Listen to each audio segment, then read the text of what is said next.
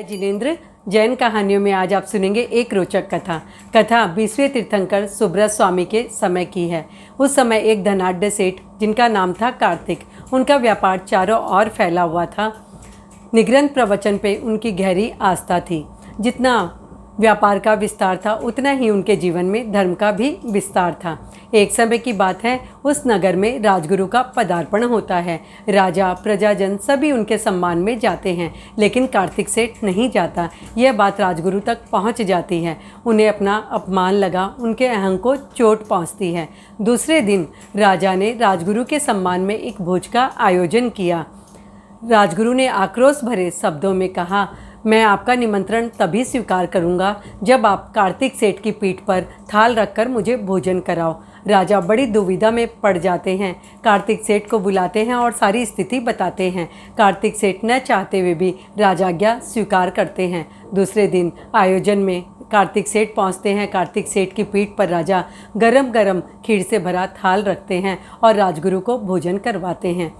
आयोजन संपन्न होने के बाद कार्तिक सेठ अपने घर आते हैं और वे संसार से विरक्त हो जाते हैं। वे सोचते हैं, ये संसार कैसा है जहाँ इतनी जघन्य आज्ञाएं माननी पड़ती है। एक व्यक्ति का अहंकार और दूसरे व्यक्ति को प्रतिताड़ित किया जाता है। और इस तरह चिंतन करते करते उनकी चिंतन धारा ही बदल जाती है। वे अपने सारे दायित्व को अपने ज्येष्ठ पुत्र को सौंपते हैं और स्वयं दीक्षित हो जाते हैं।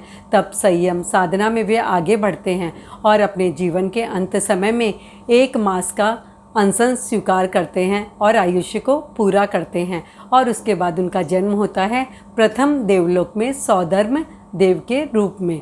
इधर राजगुरु भी अपना आयुष्य पूरा करते हैं और करने के बाद में उनका जन्म होता है प्रथम देवलोक में ऐरावत हाथी के रूप में।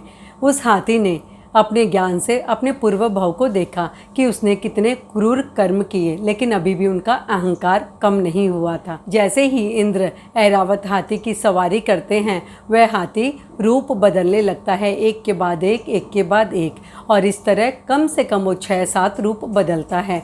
इंद्र ने वज्र से प्रहार किया और हाथी को शांत किया। इंद्र ने अपने ज्ञान से देखा तो जान गए कि वो पूर्व भाव का बैरी है। आपने देखा कि राजगुरु ने सिर्फ एक बार कार्तिक सेठ की पीठ पर थाल रखकर भोजन किया था और अभी राजगुरु बार बार इंद्र के लिए सवारी बनते हैं। इंद्र उनकी पीठ पर आरूढ़ होते हैं। ग्रंथकार तो ये भी बताते हैं कि जब जब इंद्र को सवारी की आवश्यकता होती है, वही ऐरावत हाथी प्रयोग में आता है। जैन धर्म की रोचक जानकारी के लिए देखते रहिए जैन कहानियाँ। जिन आज्ञा विरुद्ध कुछ भी कहा हो तो मिच्छामि दुक्कडम। जय जिनेंद्र।